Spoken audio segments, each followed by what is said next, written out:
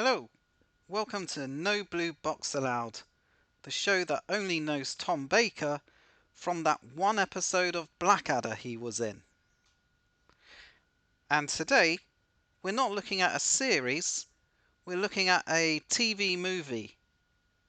And it's basically just an excuse for me to talk about one of my favourite authors, Herbert George Wells. Born in 1866 in Bromley, his house is a Primark now, I'm sure he'd be proud. H.G. Wells was a truly prolific writer, author of nearly 50 novels and God knows how many short stories. And though we tend to think of Wells as being a Victorian author, he's actually modern enough that we have footage of him in America discussing World War II, and there's even a radio discussion between himself and Orson Welles discussing, amongst other things, that broadcast.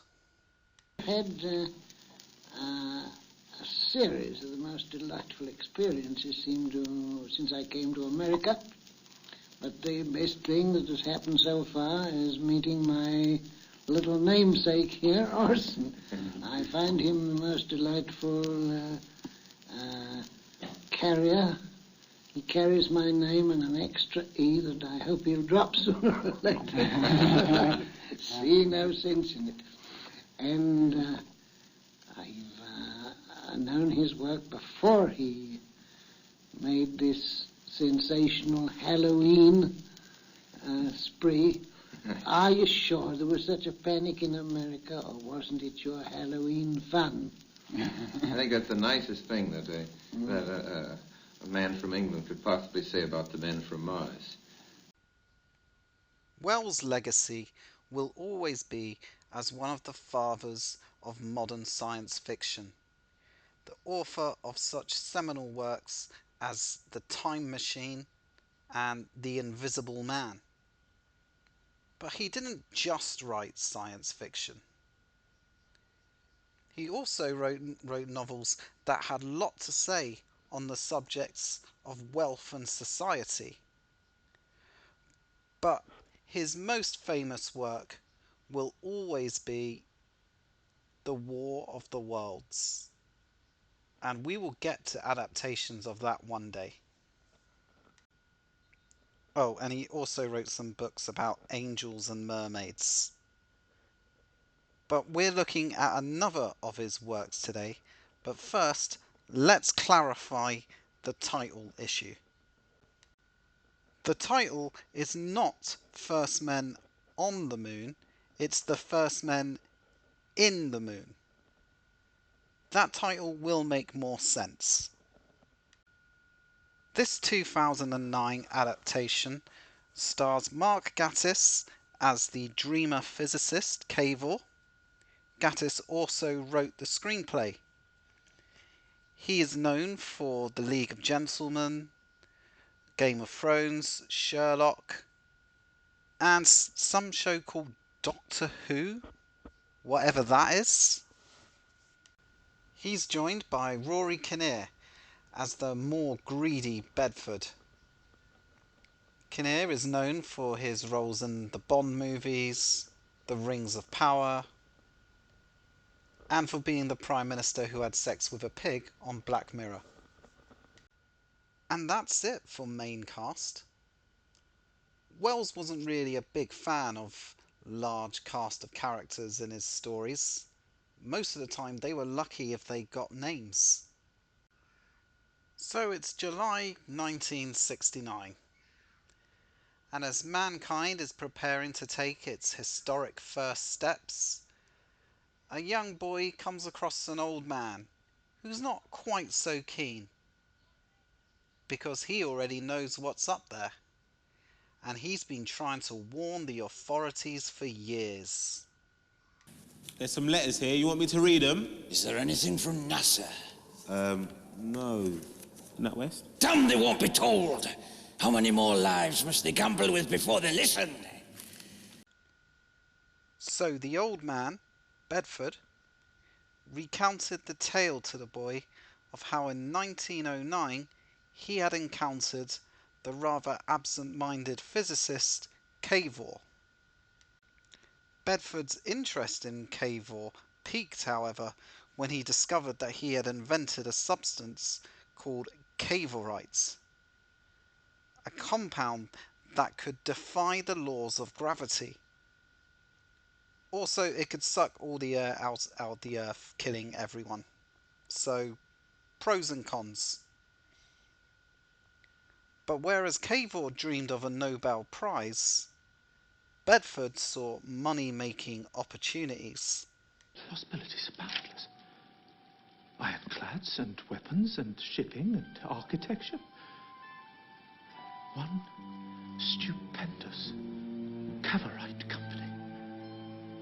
Oh, my dear Cavour, we are onto the biggest thing that has ever been invented. We are? Yes. Yes. I suppose we are.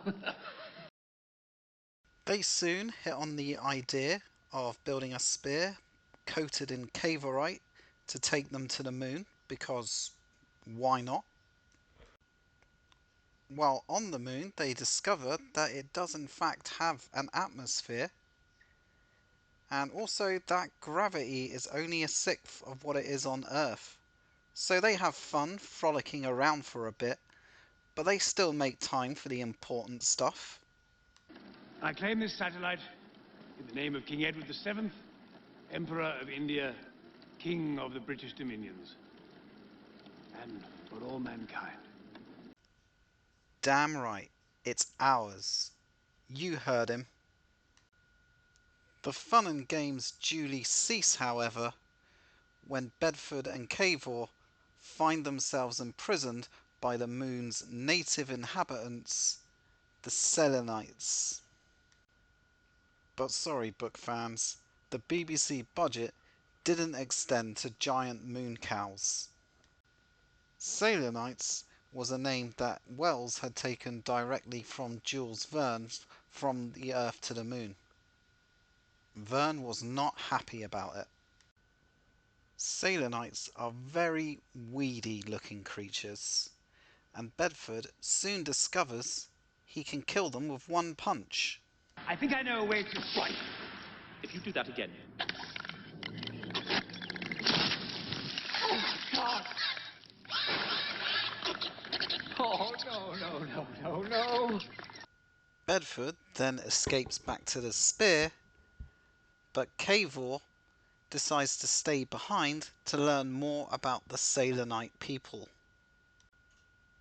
And it's on the spear that Bedford starts to hallucinate, having previously eaten some moon mushrooms. With a hello to Reece Shearsmith and Steve Pemberton.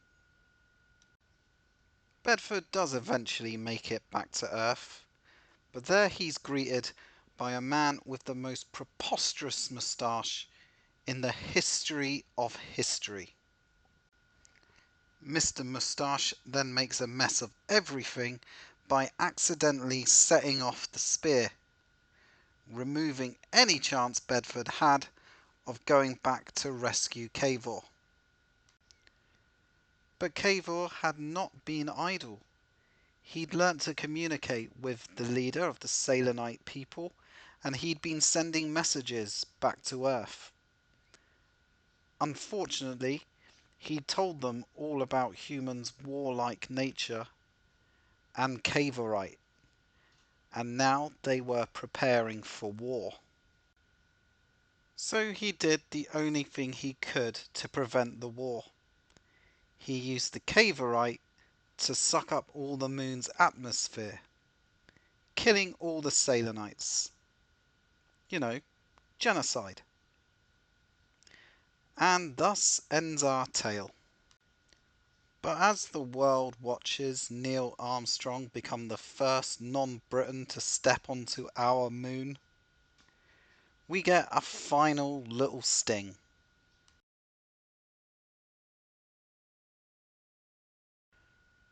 But is it any good? Well, if you're a fan of the book, it's a very faithful adaptation. if you're not a fan of the book, this probably won't convert you. The CGI effect for the Sailor Knights, yeah, that doesn't hold up so well. But Gattis and Kinnear, they do a great job of portraying the philosophical differences between Cavor and Bedford, the scientist and the capitalist. If you'd like to check out other adaptations, you can check out the 1919 silent film, but much easier to find would be the 1964 Hollywood version. The BBC did make a radio drama out of it in 2021, but it's not currently available on BBC Sounds. But luckily, Big Finish have made their own version under their classics line. Or you could always, read the book. And that's it for now. I hope you've enjoyed it.